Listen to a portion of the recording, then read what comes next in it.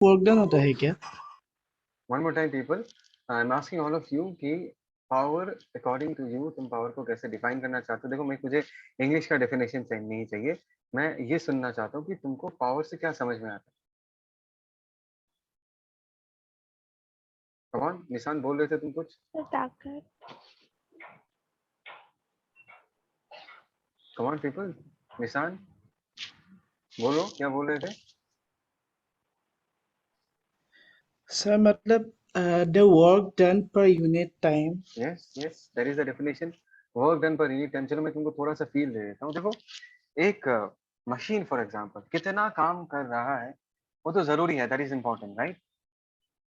कितना काम कर रहा है वो यस जानना सर। बहुत जरूरी है, लेकिन कभी कभी ये भी जानना बहुत जरूरी है कि वो वर्क कितना फास्ट कर रहा है, उतना अमाउंट ऑफ वर्क वो कितना फास्ट कर रहा है, ये भी जानना बहुत जरूरी है। पावर रिप्रेजेंट करता है कि how fast work is done. क्या बोला मैंने? How fast work is done. Work is done. मैं इसका डेफिनेशन दूंगा तुमको, बट फील लो, तुम इस चीज का फील लो कि पावर तुमको ये बताएगा कि how fast work is done. अगर पावर बहुत ज्यादा है तो तुमको ये समझ में आ जाएगा कि बहुत फास्ट फास्ट वर्क किया जा रहा है। फॉर एग्जाम्पल तुम्हारे पास एक मिट्टी खोदने का मशीन है। क्या बोला मैंने? तुम्हारे पास एक मिट्टी खोदने का मशीन है। सोचो तुमको एक कुआं खोदना है। क्या खोदना है जनता? बोलो बोलो। कुआ सर। एक कुआं खोदना है ना, 11 फीट का कुआं खोदना है फॉर एग्जाम्पल। ठीक है, तो तुम्हारा जो मशीन है उसको 11 फीट गड्ढा खोदने में एक दिन सोचो 12 घंटा काम करता है, तो 11 फीट का गड्ढा खोदने में अगर हर दिन वो 12 घंटा काम करता है तो 2 दिन लगता है। कितना दिन लगता है जनता? 2 दिन लगता है। वो जो मशीन है, ये जो गड्ढा खोद के एक कुआं बना रहा है, 11 फीट का कुआं बना रहा है, अगर हर दिन वो उस मशीन को 10 घंटा चलाओगे फॉर एग्जाम्पल तो 2 दिन लगेगा खत्म करने में। Is that clear people?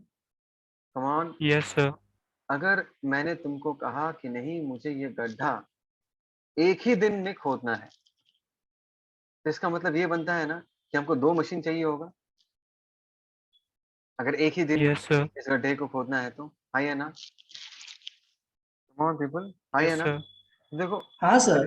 Come on people, everyone, जिज्ञासा, दनीशा, बस कोई रिप्लाई क्यों नहीं दे रहा? रिप्लाई दो यार। मैं कैसे पढ़ाऊँ ये तो, नहीं तो वीडियो बनाने जैसे ही हो जाता है, कोई कुछ रिप्लाई नहीं देता। दनीशा तू है क्लास में? हाँ सर। बात क्यों नहीं कर रही? पूछ रहा हूँ तब से।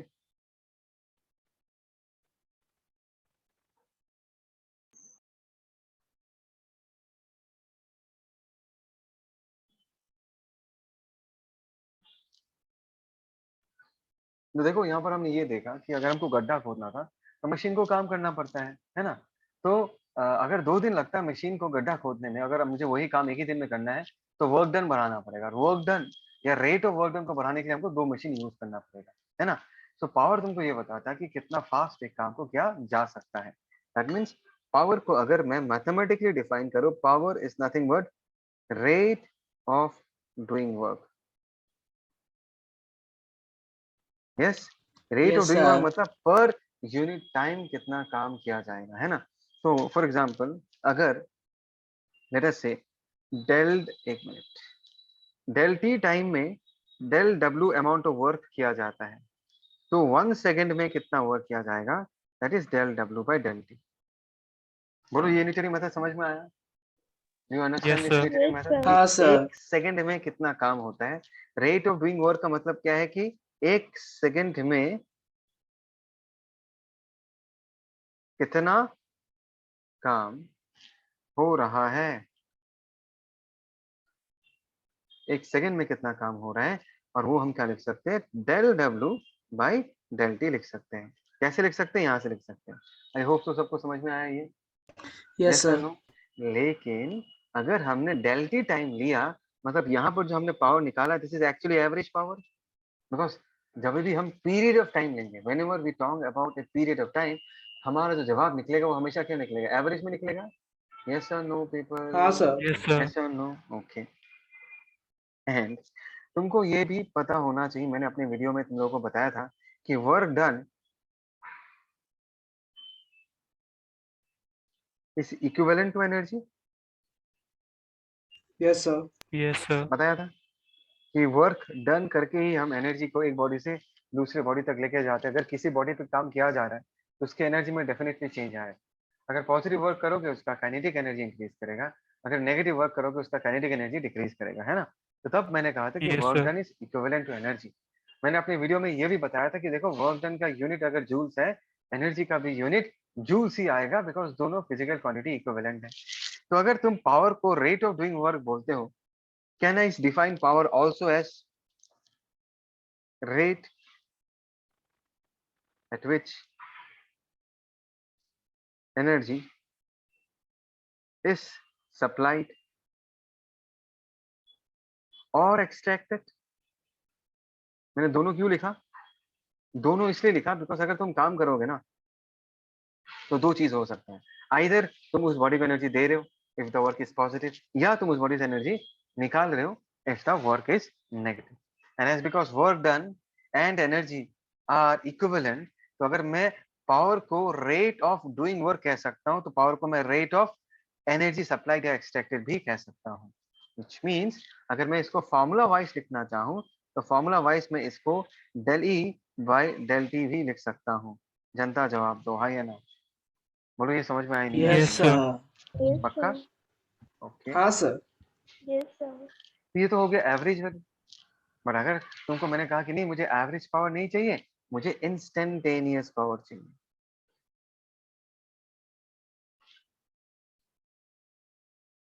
क्या कहा जनता मैंने? मुझे क्या चाहिए? Instantaneous instantaneous power. पावर का एक्सप्रेशन चाहिए। तो हम कैसे लिखते हैं, ध्यान से देखो। तो इंस्टेंटेनियस अगर हमको चाहिए तो हमारे पास जो ये वर्क डन का फॉर्मूला है इसी को ही हम बदल देंगे। कैसे बदल देंगे? ये जो डेल टी टाइम है इसको हम इनफाइनिटेसिमली छोटा बनाएंगे। This del T time will be made infinitesimally small. अगर डेल टी इतना छोटा हो जाता है तो वो और पीरियड नहीं रहेगा, that time will represent a moment.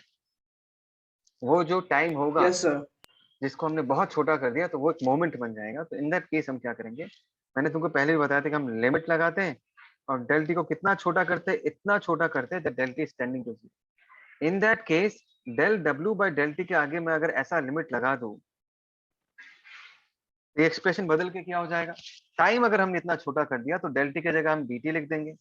और इतने DT, कम sir. टाइम में जो वर्क डन होगा वो भी बहुत ही कम वर्क डन होगा, infinitesimally small amount of work done होगा, जिसको हम डी डब्ल्यू लिख देंगे। ठीक है, so power instantaneous Yes, in sir. this case is equal to dw by dt। बोलो, do you agree with me? Yes, sir. Yes, हाँ, sir. sir. Come on people, do you agree with me? या अगर तुम energy के terms में लिखना चाहो तो तुम लिख सकते हो limit del T tends to zero, यहाँ पर क्या था del E by del T लिख दिया था, Del और इसको हम T. क्या लिख सकते हैं डीई बाय डी DT. हम लिख सकते हैं। बोलो जनता, समझ में आया? This is the expression for Yes, sir. Yes, sir. Instantaneous power. ध्यान से देखो, ध्यान से देखो।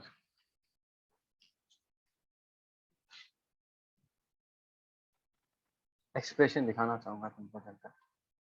से इफ फोर्स इज कांस्टेंट, मैंने बोला कि जो फोर्स लग रहा है जिसके कारण वर्क डन हो रहा है उसको हमने कांस्टेंट माना, और मुझे पता है कि इंस्टेंटेनियस पावर का एक्सप्रेशन क्या है, D W by D T. अच्छा जनता एक बात बताओ, क्या मैं वर्क डन को F vector dot D S vector लिख सकता हूँ? वर्क डन को F dot D Yes, S. sir. Okay, Yes, sir. अगर मैंने हाँ, sir. फोर्स को कांस्टेंट माना तो हम डिफरेंशिएट किसको करेंगे जनता? डिस्प्लेसमेंट को डिफरेंशिएट करेंगे। तो यहाँ पर हमने एफ वेक्टर को वैसे ही रख दिया, डॉट वैसे रख दिया, लेकिन डी डी टी किसके साथ लगाया, किसके आगे लगाया? डी एस के आगे लगाया। Is that clear? अच्छा जनता सॉरी एक minute, there is a small mistake. Work done को हम एफ डॉट डी एस नहीं यार, ये डब्ल्यू है, डब्ल्यू को क्या लिखेंगे हम? एफ डॉट एस लिखेंगे, है ना। डी डब्ल्यू को लिखते तो हम हाँ, F dot D S sir. लिखते, और हमने डब्ल्यू को क्या लिख दिया? एफ डॉट एस लिख दिया। ठीक है, तो यहाँ पर अगर हम डी डी टी करेंगे किसका करेंगे? यहाँ पर हमने एफ को कांस्टेंट मान लिया। अगर हमने एफ को कांस्टेंट मान लिया तो हम डिफरेंशिएट किसको कर रहे हैं? डिस्प्लेसमेंट को कर रहे हैं। तो ध्यान से देखो यहाँ पर डी डी टी अगर डिस्प्लेसमेंट के आगे लग गया, आगे अगर लगेगा तो दिखने में ऐसा होगा F dot D S by D T. जनता बोलो ना, Yes, sir. अगर f कांस्टेंट है उसको हम Yes, डिफरेंशिएट sir. नहीं करेंगे, डिफरेंशिएट करेंगे डिस्प्लेसमेंट को, बिकॉज डिस्प्लेसमेंट टाइम के साथ बदलता है. As the body moves its displacement changes with time. तो यहाँ पर हम क्या लिख सकते हैं, ds by dt, and we shall read this as rate of change of displacement. कैसे रीड करेंगे जनता इसको, rate of change of displacement, है या ना, Displacement. है या Yes, ना. sir. तो हाँ sir. अगर हम ऐसा लिखे ds by dt को rate of change of displacement, can you tell me rate of change of displacement को हम क्या बुला सकते हैं? So velocity. Yes, Velocity. Exactly. ds by dt can be written as what? v vector. हमको V vector, finally sir. Power का expression क्या मिला, power in this case is f vector dot v vector. लेकिन ये कब use कर पाओगे, ये तब यूज कर पाओगे जब तुम्हारा फोर्स क्या है, जब तुम्हारा फोर्स कांस्टेंट है ना. और ये Constant. कौन सा पावर है, इंस्टेंटेनियस पावर है. This is the instantaneous power which is given as f dot v. ठीक है, दोनों का डॉट प्रोडक्ट होता है. बोलो जनता, is that clear? Yes, sir. Yes, sir. Sure, Yes, sir. everyone? Okay, oh, fine. So people, मैं आज क्लास को एक्सटेंड नहीं करूंगा. मैं चाहता हूँ कि तुम लोगों को जो मैंने अभी वीडियो दिया है मैक्सिमा मिनिमा का, उस वीडियो को अभी देखो. तुम still have 45 minutes left, 30 minutes left in your class. उस वीडियो को अच्छे से देखो. Are you people listening? Yes, sir. वो वीडियो Yes, को sir. देखो, तभी जाके हम आगे बढ़ पाएंगे. समझ में आया? सो ये जो टाइम है मेरे क्लास का, इस बार अच्छे से यूटिलाइज करके मैक्सिमा मिनिमा वाला वीडियो देख के उसका नोट बनाओ, अपने हाथों से नोट बनाओ. फिर से कल जब हम मिलेंगे हम उसको डिस्कस करेंगे. ठीक है, is that clear? Yes, sir. Okay, sir. और आज रात को मैं कुछ 4 क्वेश्चंस का एक वीडियो रिलीज करूंगा. मतलब बेसिकली क्वेश्चन डिस्कशन है. हमने ऑलरेडी जो पढ़ लिया है उसी कॉन्सेप्ट पे कुछ 4 क्वेश्चंस मैंने डिस्कस किया है, वो भी देखना है तुमको शाम को. और अभी के टाइम में तुम मैक्सिमम मिनिमा कंप्लीट कर लोगे. ठीक है, Yes, sir. Yes, sir. Okay, sir. Okay चलो, डन फॉर टुडे. हाँ पीपल, बाय.